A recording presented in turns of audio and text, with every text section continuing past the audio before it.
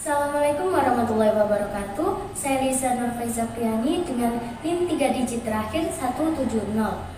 Di video kali ini saya akan menyampaikan narasi mengenai sejarah bahasa Indonesia yang menjadi keunggulan Indonesia sebagai bangsa dalam sudut pandang generasi saat ini serta prospek bahasa Indonesia di masa mendatang.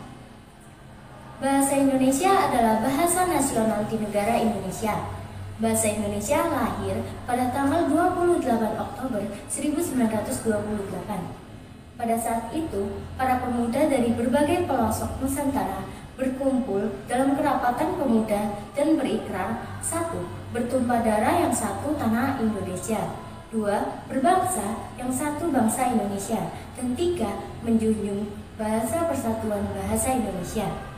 Ikrar para pemuda ini dikenal dengan nama Sumpah Pemuda.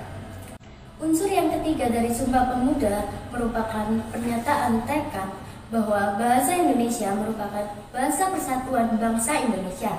Pada tahun 1928, itulah bahasa Indonesia dikukuhkan kedudukannya sebagai bahasa nasional. Bahasa Indonesia dinyatakan kedudukannya sebagai bahasa negara pada tanggal 18 Agustus 1945 karena pada saat itu Undang-Undang Dasar 1945 disahkan sebagai Undang-Undang Dasar Negara Republik Indonesia. Dalam Undang-Undang Dasar 1945 disebutkan bahwa bahasa negara ialah bahasa Indonesia, ditinjau pada bab 15 pasal 36. Keputusan Kongres Bahasa Indonesia II tahun 1954 di Medan antara lain menyatakan bahwa bahasa Indonesia berasal dari bahasa Melayu. Bahasa Indonesia tumbuh dan berkembang dari bahasa Melayu yang sejak zaman dulu sudah dipergunakan sebagai bahasa perhubungan, bukan hanya di Kepulauan Nusantara, melainkan juga hampir di seluruh Asia Tenggara. Bahasa Melayu mulai dipakai di kawasan Asia Tenggara sejak abad ke-7. Bukti yang menyatakan itu ialah dengan ditemukannya prasasti di kedudukan Bukit Berangka tahun 683 Masehi di Palembang, Talang Tua Berangka tahun 684 Masehi di Palembang, Kota Kapur Berangka tahun 686 Masehi di Bangka Barat, dan Karangbrahi Berangka tahun 688 Masehi di Jambi. Prasasti itu bertuliskan huruf Pranagari berbahasa Melayu kuno. Bahasa Melayu kuno itu tidak hanya dipakai pada zaman Sriwijaya, karena di Jawa Tengah atau di Gandasuli juga ditemukan prasasti Berangka tahun 832 Masehi, dan di Bogor ditemukan prasasti Berangka tahun 942 Masehi yang juga menggunakan bahasa Melayu kuno. Pada zaman Sriwijaya, bahasa Melayu dipakai sebagai bahasa kebudayaan, yaitu bahasa buku pelajaran agama Buddha. Bahasa Melayu juga dipakai sebagai bahasa perhubungan antar suku di Nusantara dan sebagai bahasa perdagangan, baik sebagai bahasa antar suku di Nusantara maupun sebagai bahasa yang digunakan terhadap para pedagang yang datang dari luar Nusantara. Perkembangan dan pertumbuhan bahasa Melayu tampak semakin jelas dari peninggalan kerajaan Islam, baik yang berupa batu bertulis seperti tulisan pada batu nisan di Minyetujo Aceh Berangka tahun 1380 Masehi maupun hasil swasastra abad ke-16 dan ke-17 seperti syair Hamzah, Fansuri, Hikayat Raja-Raja, Pasal Sejarah Melayu, Tajusalatin, dan Ustana Sulatin. Bahasa Melayu menyebar ke pelosok Nusantara bersamaan dengan menyebarnya agama Islam di wilayah Nusantara.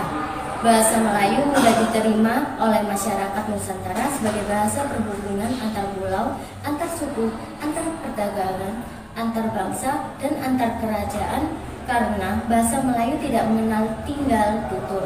Bahasa Melayu dipakai di mana-mana di wilayah Nusantara serta semakin berkembang dan bertambah kukuh keberadaannya. Bahasa Melayu yang dipakai di daerah di wilayah Nusantara dalam pertumbuhannya dipengaruhi oleh corak budaya daerah.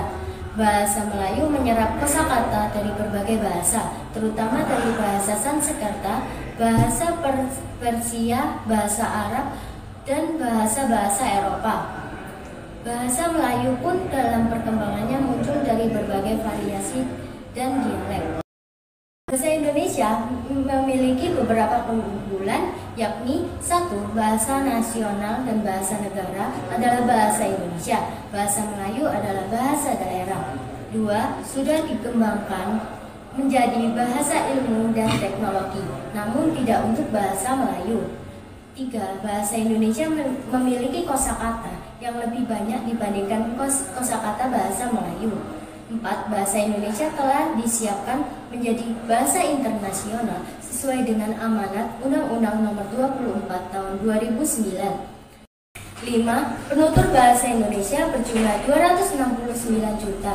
Penutur yang dimana jauh lebih banyak dibandingkan penutur bahasa Melayu, baik di dalam maupun di luar negeri.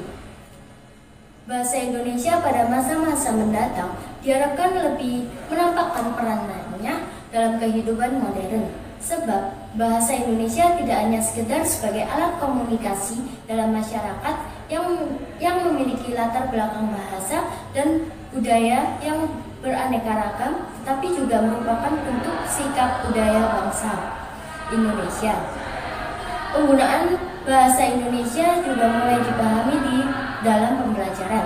Hal ini dapat terwujud apabila pembinaan dan pengembangan bahasa Indonesia berjalan dengan sebaik-baiknya dengan memanfaatkan setiap peluang yang ada, seperti dukungan dari pemerintah dan berbagai pihak lainnya dalam berbagai bentuk.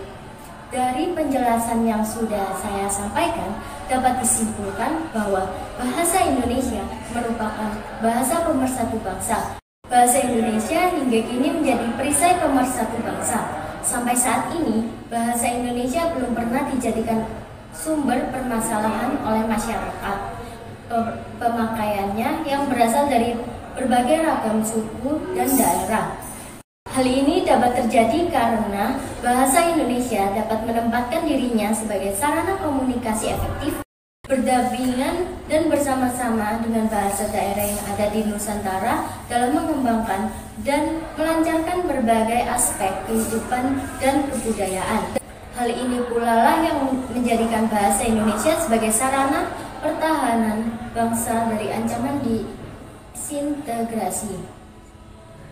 Di masa sekarang, banyak negara dari berbagai belahan dunia berlomba-lomba untuk menjadi yang terdepan dalam bidang tersebut.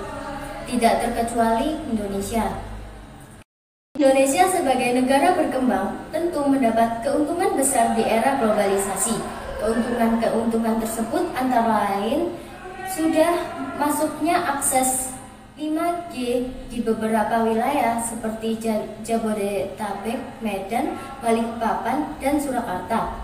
Dengan perkembangan teknologi informasi yang begitu besar, banyak konten-konten masuk ke Indonesia yang dapat membahayakan budaya asli Indonesia. Dalam hal ini, peran serta fungsi bahasa Indonesia sangat dibutuhkan agar kebudayaan asli Indonesia tidak hilang seiring perkembangan di era globalisasi ini. Sekian yang dapat saya sampaikan, kurang lebihnya mohon maaf jika ada kata yang kurang berkenan. Saya akhiri. Wassalamualaikum warahmatullahi wabarakatuh.